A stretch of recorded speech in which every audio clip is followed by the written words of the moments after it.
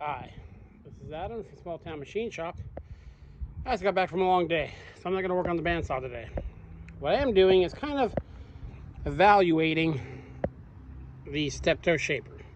I had some people email me about when's the machine too far gone and stuff like that.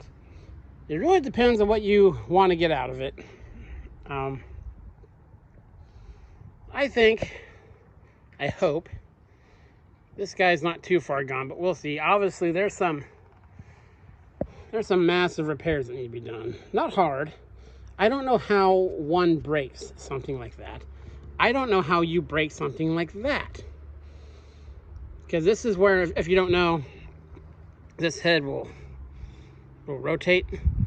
So I would show you on my other shaper if there wasn't a million things in the way.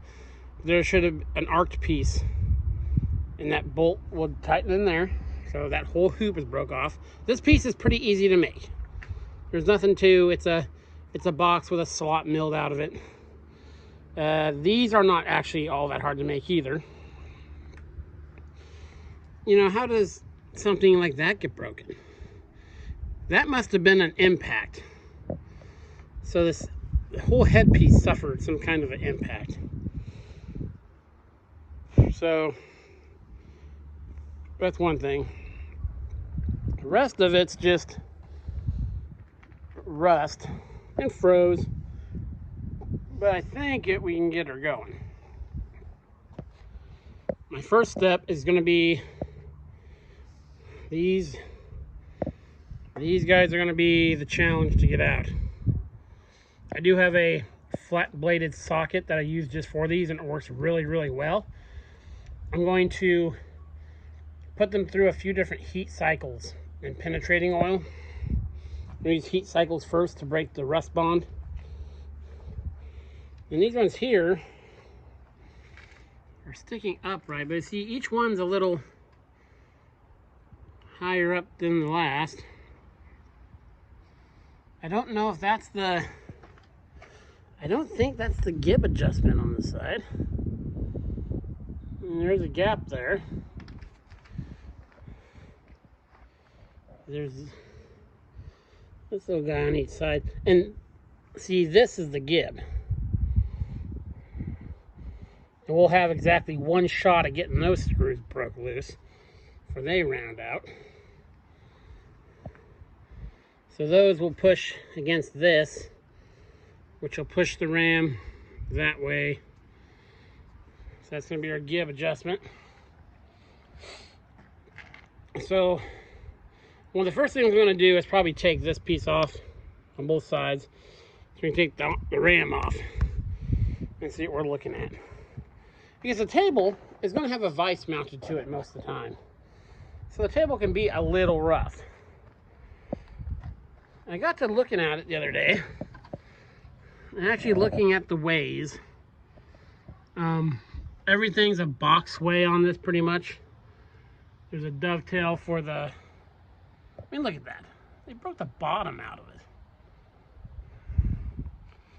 It's a travesty, my friends. Everything seems tight. Of course, we'll have to clean everything up. It's a pretty small, well, it's a big shaper compared to a lot of shapers, but it's pretty small compared to the other one. This is the big bearing slide. You know, this piece goes up and down. It's got this, here, let's just,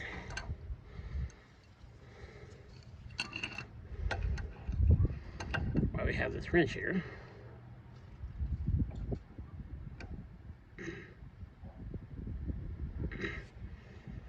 Oh, well, that's encouraging. Get on the back nut there.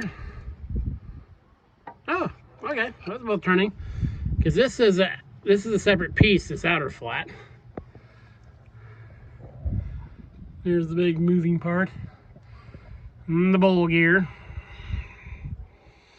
The big thing with anything like this, if there were any damaged teeth in this, I don't know if I would proceed. That gear would be one thing. If there's damaged teeth there, There's a few damaged teeth, and you can dovetail a few teeth in or braze them in. I don't know. But even this is the stroke adjustment gears, right back there. They all look good as much as I can see. I haven't been able to spin them yet. We'll give it a good soak. And here's the counter shaft, or it's all open down there. This little truck transmission, I'm not really worried about. It's freed up a little bit. I actually got that to spin to a new spot. This obviously isn't going to spin unless this is free. So this is free. This has to be able to slide. And this, long ago, I had a buddy with a smaller shaper than this, and his had a brass sliding block in here. And I made him a new one, and it worked out really well. Because it's really just in his particular shaper, it's a brass square. So we can mess with that. As long as this thing's not really bad. So, again, we have to get it cleaned up to do any real measuring. This is kind of just like an audit of the shaper. It'll come up, I'll change that motor feed. Probably put a different transmission on it. So, this thing is rough. I mean, it doesn't help that it's covered in bird crap. And, you know, we got to address some things. Stuff like that. And, got to take the whole head off. The whole head needs to be rebuilt. And that's not a super terrible job. Time consuming to do it right. And the table's bad. I like the V-way in it. But this is I think we'll be able to get her going. I'm positive attitude about it. Well, I'm positive attitude about most things. Yeah. Everything, you know, this is the adjustment for the stroke on this guy. Once we get a few things freed up, and the big thing is when you start restoring these things, it's easy to get all gung-ho and want to break everything free and get it all moving. You kind of, those first steps you do really can affect the whole outcome of your project. So I like to I'm in no rush. I have a larger shaper right there that I can use when I need to shape things. And so I can let this soak for a bit and go through heat. I'm going to use heat cycling. That's what I call it. Like for this, I'll heat the whole piece really hot, let it cool, hot, cool, hot, cool. I've had penetrating oil only goes so far. No matter what you get, no matter what homemade concoction you make, no matter the claims on the can, heat is your friend when you're restoring a machine. Heat is your friend. You heat cycle things a few times, they get to moving about, they start breaking loose, and it's amazing what you can do with just some heat. So that's what we're going to do with this guy. And maybe, hopefully Saturday or Sunday, we'll be bringing home 2 more lathes. Small lathes. One's a turret lathe. And one's, if we can find more pieces of it, or he can, we'll see what kind of lathe it is. But again, I'm getting them so cheap, I can't pass them up.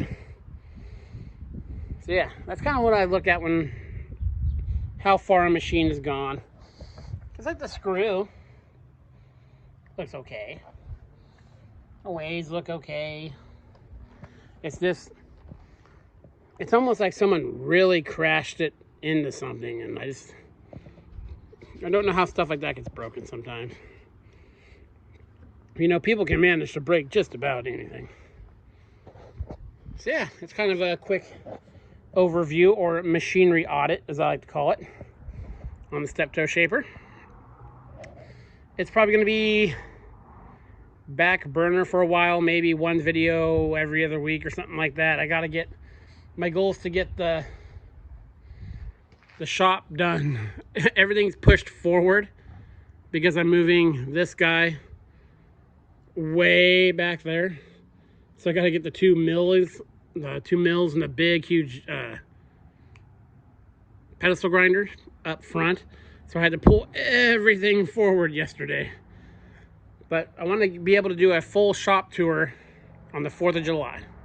And just make that an annual thing. Every year I'll do a shop tour on the 4th of July and show you the updates.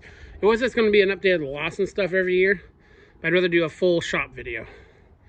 So I have a lot of work to do, and this is my busy time of year, so I'm putting in the hours.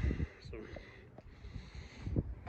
yeah, this is Adam from Small Town Machine Shop. Please comment, like, and subscribe, and thanks for watching.